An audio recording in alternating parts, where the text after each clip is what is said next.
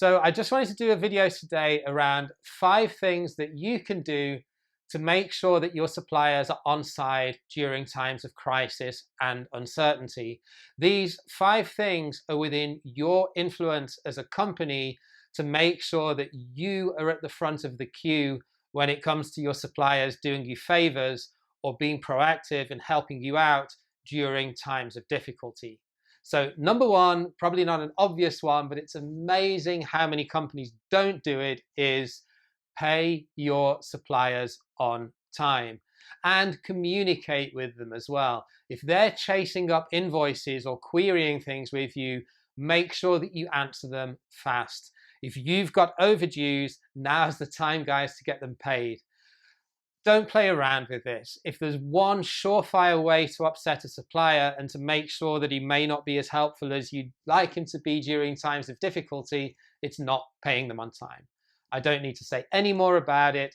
We all know it's important. Make sure that you do it. So number 2 is, if a supplier comes to you with a request to maybe reduce payment terms or increase prices, or to let you know that the original lead time has been extended because of disruptions to the supply chain, then ultimately there are 2 answers that you can give. You can either accept it or you can say no or try to negotiate. But dithering over a decision and leaving them in the lurch and not coming back to them in a timely manner is going to mean that you're going to go further back in the queue of priorities for them when it comes to them helping you out. Now, I'm not saying you should bend over backwards and sort of roll over and have your tummy tickled, but you have to evaluate. Don't shoot yourself in the foot. Don't cut off your nose to spite your face. If it's going to mean a limited financial impact or delay of receiving a delivery, but you're going to guarantee continuity of supply because of doing that, or if it means paying a small price increase to guarantee delivery to your customers, then even though you might take a hit on margin, that's going to enable you to get one step ahead of your competition in being able to service your customer. So even though it's not very palatable at the moment, and even though a lot of companies are going to be struggling and maybe short of cash, if you can help out your suppliers, and even contractually, if you just make them aware that it's a temporary measure, a 3-month measure or whatever, do what you can to help them out, especially if they're a monopoly supplier or a critical vendor or a supplier that you know may have cash flow shortages because they're an SME or they've already been in a precarious position before. Do what you need to do to help them out, even if it's only short term, and you explicitly make that clear in any contract addendum. The third thing is, if you need to get contracts signed or if you need to get POs issued to enable continuity of supply, again, don't dither on that either.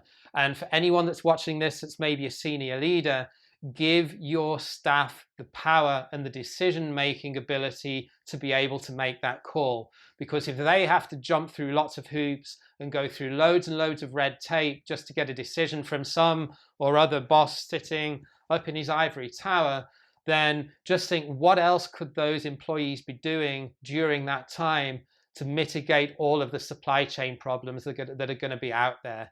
So please, let's all be adults. Give your staff the decision-making power that they need. Let them make calculated decisions. We're all in this together. They're not going to just do it and agree to it for everyone. But if contracts and POs need to be issued and signed, if you're a legal contract signatory, just play the game and make yourselves available to sign the contracts, because otherwise, if you don't, it's just going to delay matters further. Okay, number 4, this is more on the material planning and logistics side, but make sure that updated forecasts are available and that they're updated regularly, and that you maintain a regular communication line with your supply base.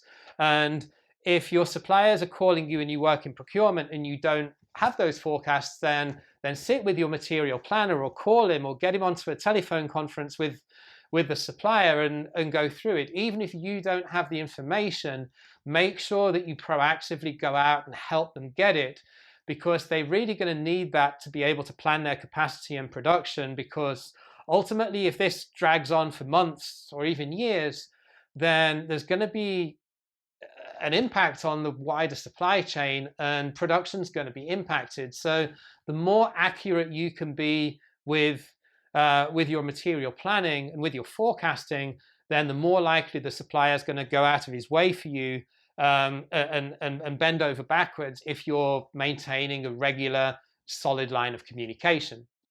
And finally, number 5 is, if you've got a much bigger import-export department, or if you have more leverage, if you're a major corporation, for example, and you have more leverage with your logistics procurement, your transportation procurement, especially with maybe some of the bigger shipping lines or airlines, if you get into the case of air freighting, then help your smaller suppliers out with that, because they're not going to have the same degree of leverage with these big companies.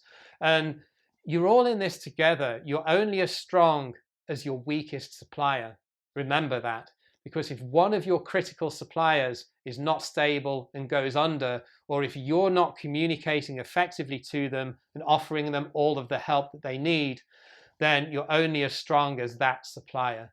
So hope that was helpful. They were 5 quick tips around how to make your suppliers' lives easier during this time of crisis and uncertainty. Hope it was helpful.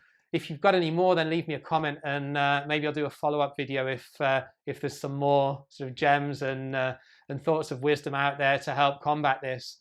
And thanks for watching, and chat to you again soon. Bye-bye.